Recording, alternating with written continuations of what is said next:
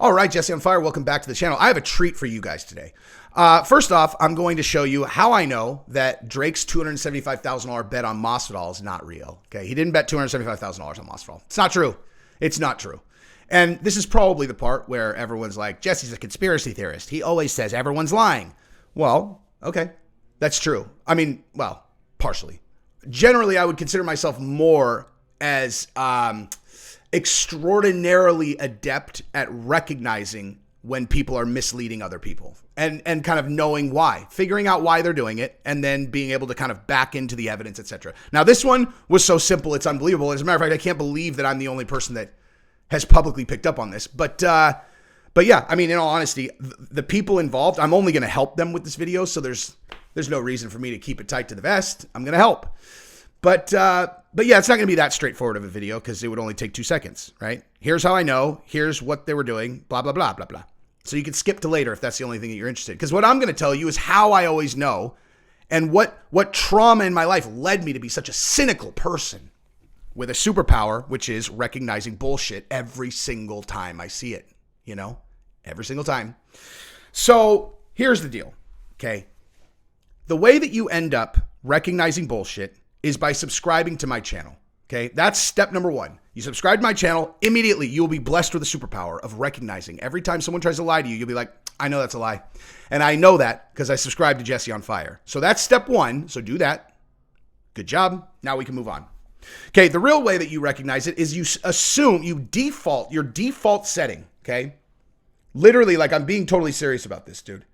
Your default setting should always be, this is a lie unless I could prove otherwise, okay? And I'm talking about like on as a matter of fact, if you meet a new person, what do you just like, you meet some new guy and they're like, hey man, so listen, I've got this great opportunity for you. It's amazing. It's all I need is $500. I'm going to turn it into 5 million because I've launched a bunch of other cryptocurrency projects and and you're like, really? My God, you start calling all your friends. Dude, I'm going to make $5 million next month. Okay. Assume everything is bullshit unless a person has verified themselves as trustworthy through previous actions that you can verify.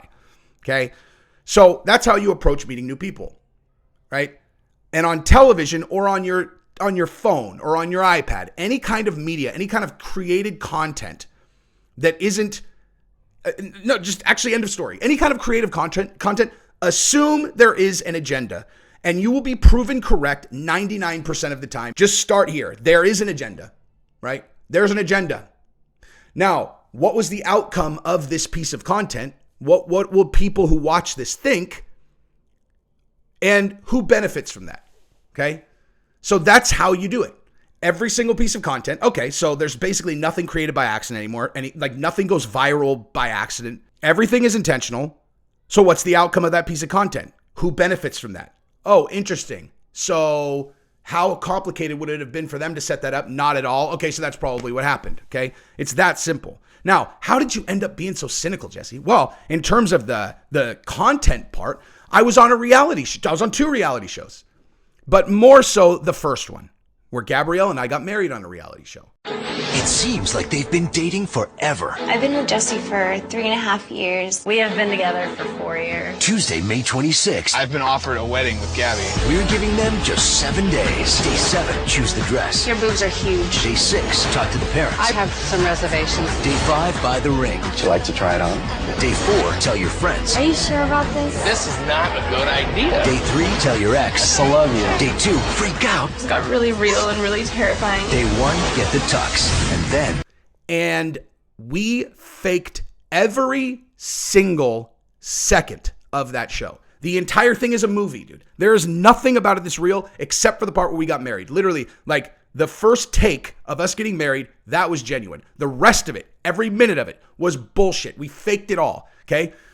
And I'm telling you right now, if you went and watched it, you would not know that. Because it's not hard to act like yourself, except just be the angry version of you. Like, hey, you're angry now. Like you're not being a different person. You're just being yourself, but angry. You know how fucking easy that is? At least for me and for Gabrielle, right? So, like I've been on the other side of the camera. I have been a party to a complete and total conspiratorial fabrication of events that were then shared with the world on the CW, and every single person who watched it, they were like, dude, is that fight real? Is that fight real? I got in a fake fight with Gabrielle's ex-boyfriend. I'm like, dude, you think that her ex-boyfriend crashed her bachelorette party and I just happened to be a block away so I could just come running in and show up and confront him after he told her a day before we're getting married that he loves her? That seems real to you, dude? Like, you have to ask me if that's real. In addition to the fact, you know me, dude. You know me. He is not even remotely a violent threat that would have, I would have, you think I couldn't have definitively won that fight? Come on, man. There's nothing about that's believable. Of course it's all fake, dude. Of course it's fake. And yet, everyone believed it. Really bizarre. But before that, how I became super cynical was I was like a wide-eyed, nice kid, you know? Hey, I really want to be friends with these guys. How are you guys? What are you guys doing today? Oh, we're playing this game where we give each other our wallets. So you want to play? I guess so. I just want to be friends. So let me see your wallet, man. Oh, dude, welcome to town. You are cool, bro. You are cool. All right, we're going to take out. Hey, where's your bike? It's right there. Oh, we're doing this thing where we give each other our bikes too because we're new friends. Awesome. Do you want me to take your bike? Because you're my new friend.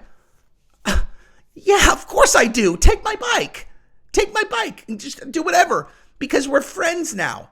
Thanks, man. Dude, I'm really glad you came to town. See you later. All right, guys, take off. Wait, whose bike do I get? Oh, it's your first day, so you don't get anyone's bike. But you're our friend. We'll see you at school tomorrow. See you later. So, things like that. That didn't actually happen. But things like that, where I came into the world wide-eyed and a happy person that trusted people. And then I got taught at a young age that you shouldn't trust people because they'll fuck you over. And then I started realizing, oh, maybe it's better to just assume everyone's fucking you over until they prove otherwise.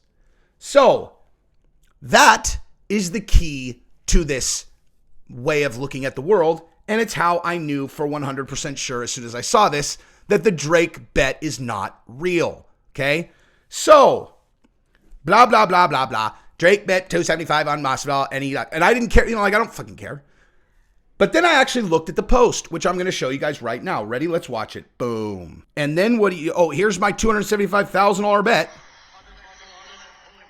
Here it is. Here's my $275,000 bet. Big, big bet, man. Boom. And then, here's the site that I bet on. Here's the site that I bet on. Yeah. I just wanted to show you the big bet I made. And then I'll just scroll over to the site that I bet on because that's important, right? So what you were looking at was not a $275,000 bet. What you were looking at was Drake being paid by that online betting site to bet their money on Masvidal. And I would imagine the deal probably looks something like this. We'll give you $275K. Or you bet your own $275, whatever. We'll reimburse you the $275. Right?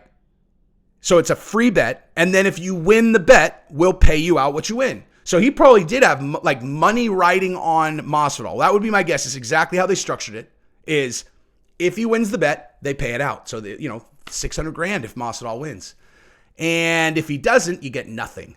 And they just and either way, even if they had to pay it out, they got millions of dollars in free advertising because that was a huge viral story. So what you were looking at was an advertisement for that online betting site. That's what that was, okay? That was not Drake betting $275,000 of his own money. That was an advertisement for that website, okay? Now, if you think I'm wrong, I cannot stress this enough. You're wrong, okay? You're wrong. You are wrong. Why did he I wonder why he scrolled over to the top left. He's like, so here's the bet, and then here's who I'm betting with. And I'm only doing it for a second because we don't want it to be obvious that that's what we're doing. Because this is just a oopsie. Like, I just want everyone to know I'm betting on my boy Masvidal, 275 on this particular website. Woo! So again, the key to understanding when you're looking at bullshit is assume everything has an agenda, figure out what the benefit was for this went viral, who benefited. And it's like, oh, well, it's not Drake, not Masvidal. However, that website that he showed, I mean, basically every single MMA fan that's interested in sports betting saw that. So I would say that's an enormous benefit for them, huh? Because I had never heard of that betting site, and now I have. And I'm one of millions that probably did. And that's a huge benefit to them. Now, why would Drake scroll over just to specifically show what site he was on?